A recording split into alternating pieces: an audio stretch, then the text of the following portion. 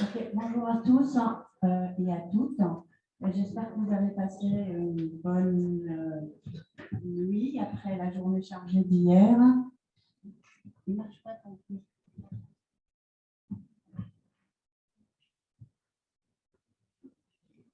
Ok.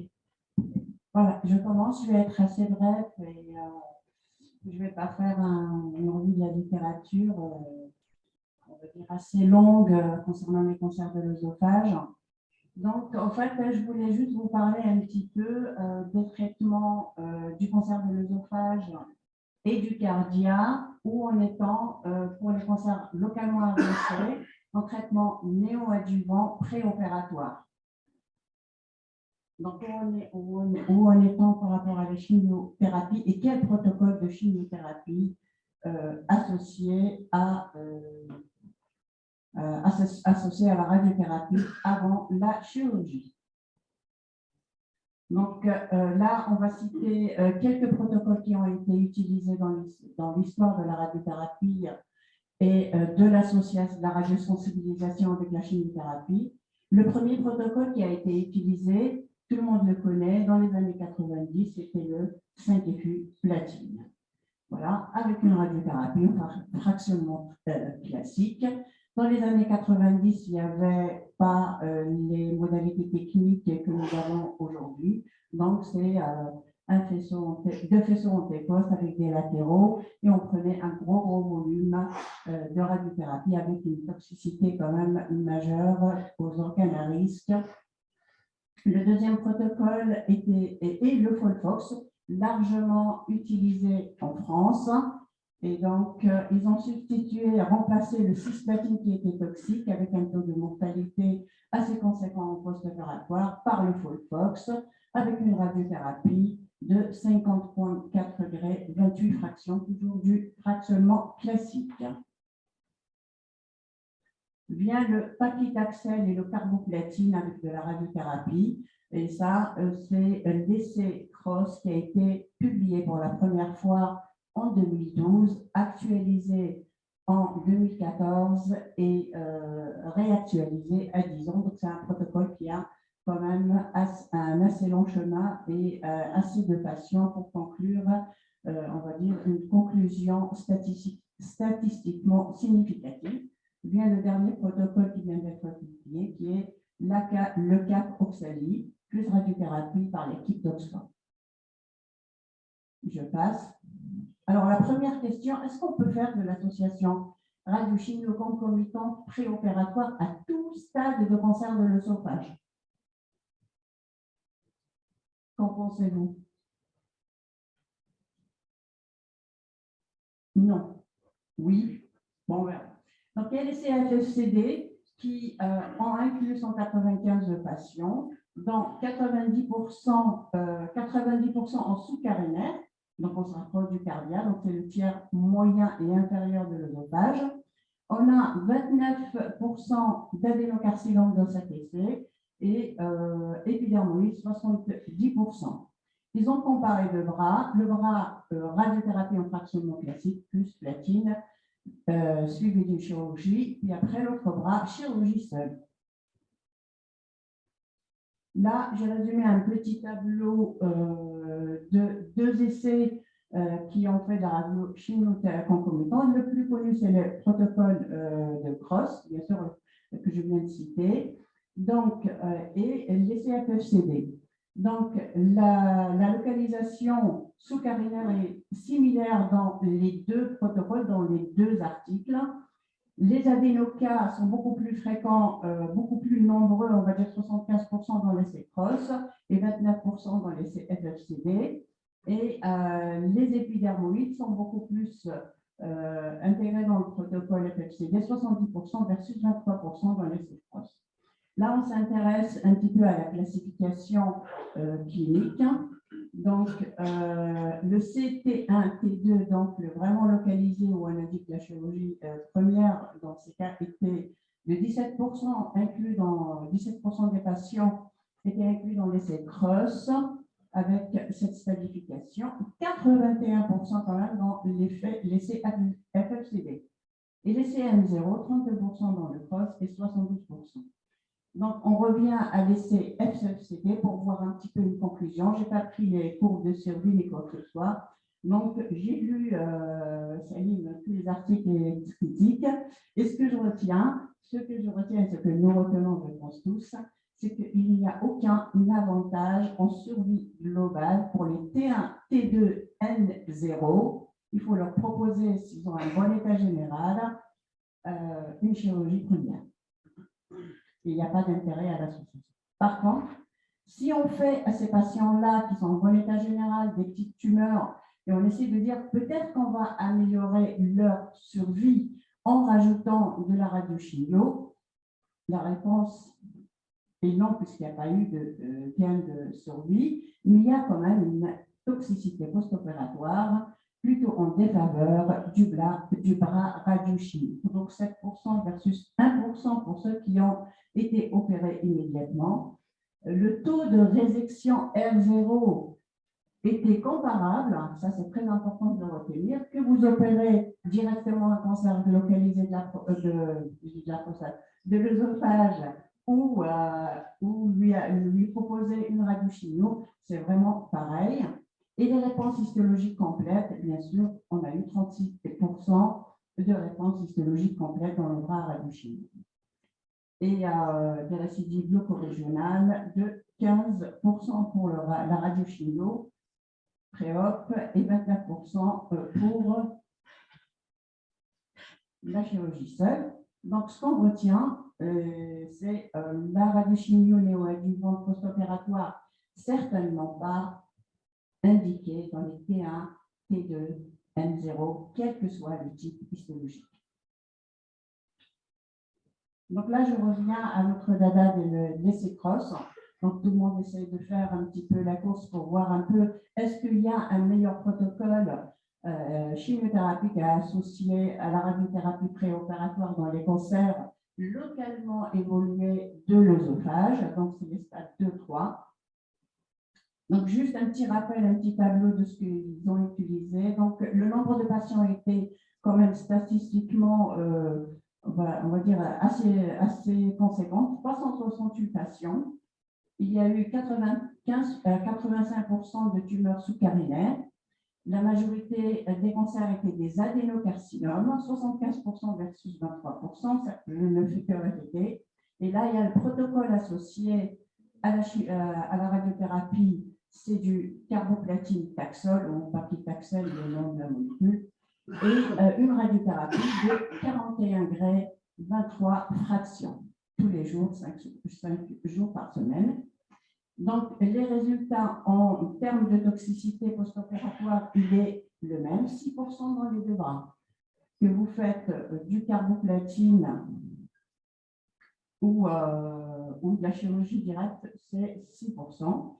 Et là, on voit, sur la courbe de survie ici, on voit que qu'il y a une réduction du risque de décès de 32% pour tout cancer confondu, quel que soit le type histologique, et les carcinomes épidermoïdes en bénéficient d'une réduction de mortalité de moins 52%.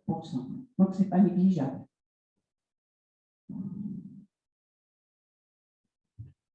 Donc, dans l'essai cross, donc on a les cancers non, bénéfice de 13% associé à la radiochimiothérapie et il persiste à 10 ans. Ça, c'est l'évaluation à 10 ans. Donc, le bénéfice à l'association radiochimio concomitante avec taxol, carboplatine hebdomadaire pour les cancers localement évolués reste d'actualité avec l'analyse de la survie et avec un recul de 10 ans. Et il y a une diminution du risque de décès par cancer pour ces patients et un risque de rechute glucorégionale isolée ou à distance.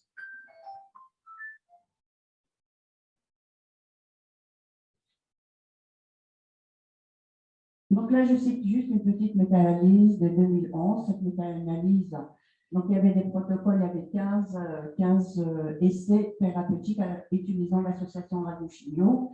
Et on peut bien, on va dire, deviner qu'en 2011, la majorité des protocoles étaient du 5-8 platine. Donc, dans les deux bras, on a analysé un petit peu dans chaque essai le nombre de types histologiques adénocarcinome ou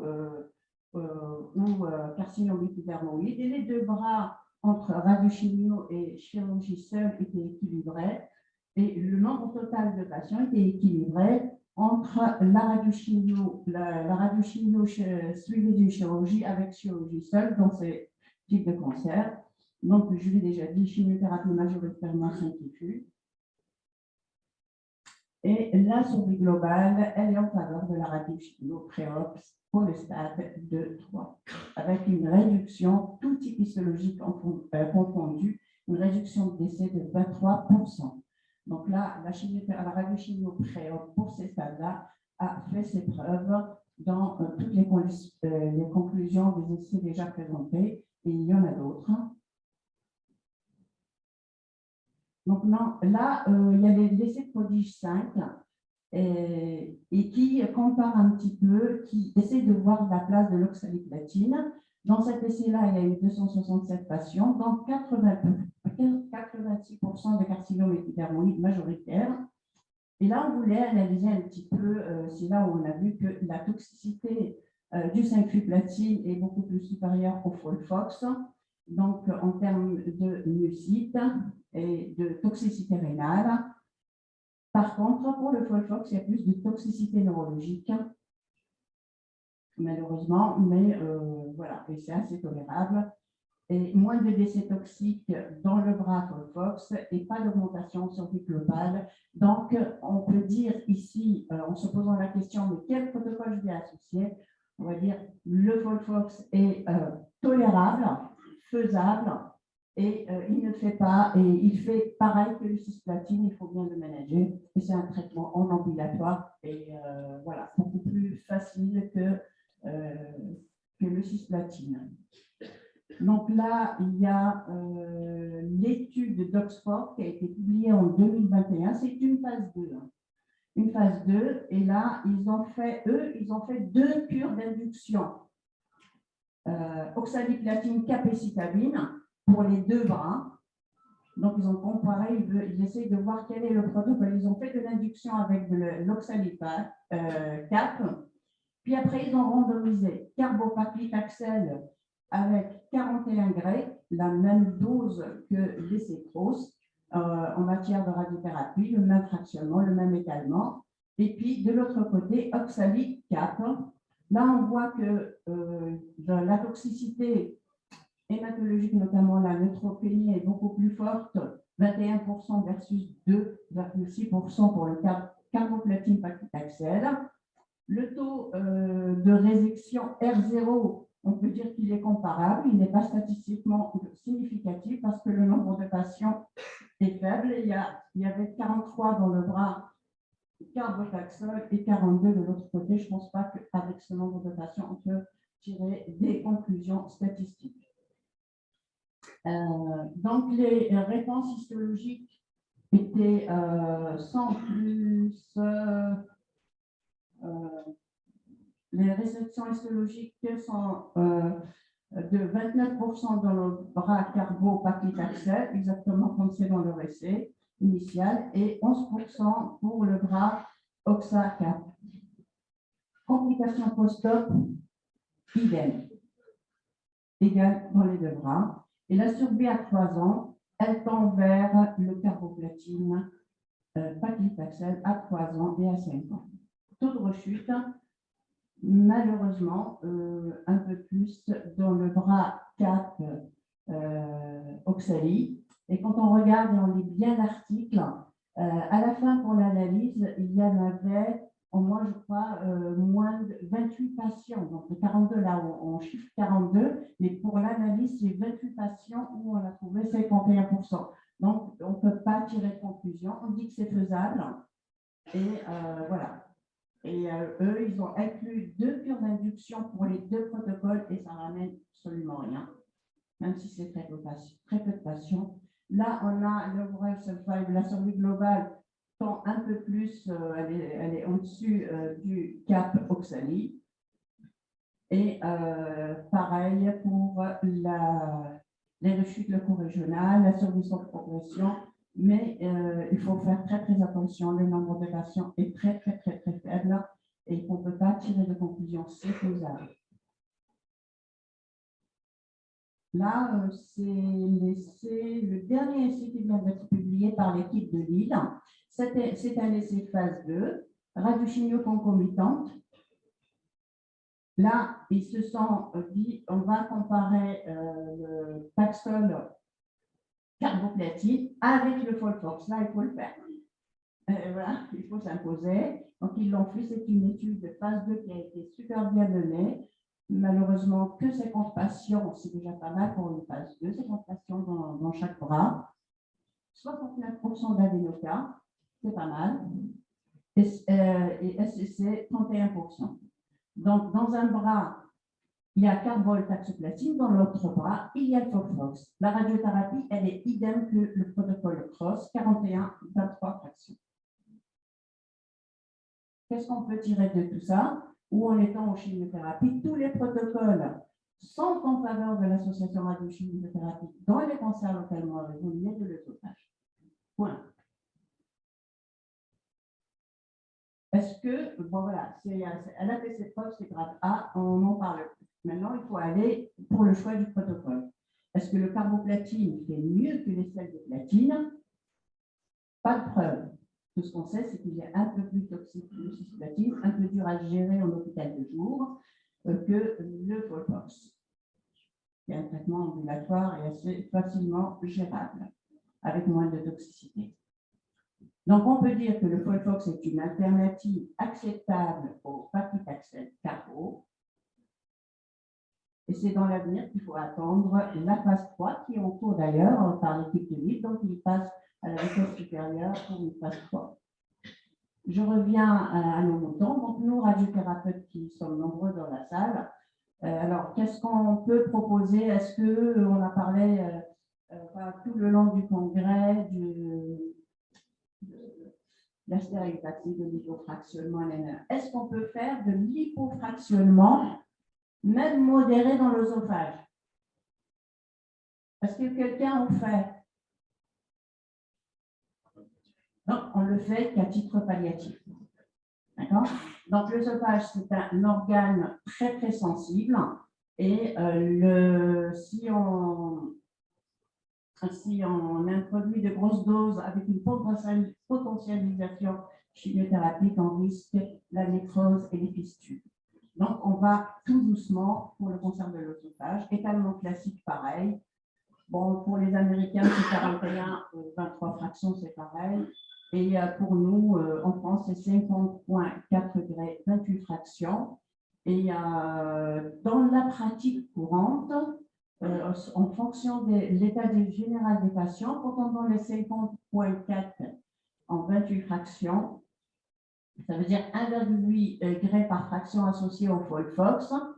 Il y a le wait and see, il y a l'évaluation de l'état clinique. Vous savez très bien que les cancers de l'œsophage, ils viennent majoritairement altérer, dénutrir, etc. Donc aujourd'hui, on sait gérer et on sait opérer les cancers de l'œsophage parce qu'on s'occupe tout d'abord dans le monde entier de l'état général du patient et de l'état nutritionnel du numéro 1.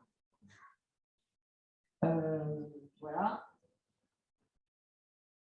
Et qu'est-ce qu'on doit privilégier dans l'avenir? Bien sûr, l'ILRT, réduction des organes à risque, réduction des complications post-opératoires et surtout des séquelles, fistules, ça c'est la bête noire et les sténoses, des radiothérapeutes et des chimiothérapeutes qui disent « Ah ben j'ai fait une fibroscopie, mais là c'est une sténose post-radique ».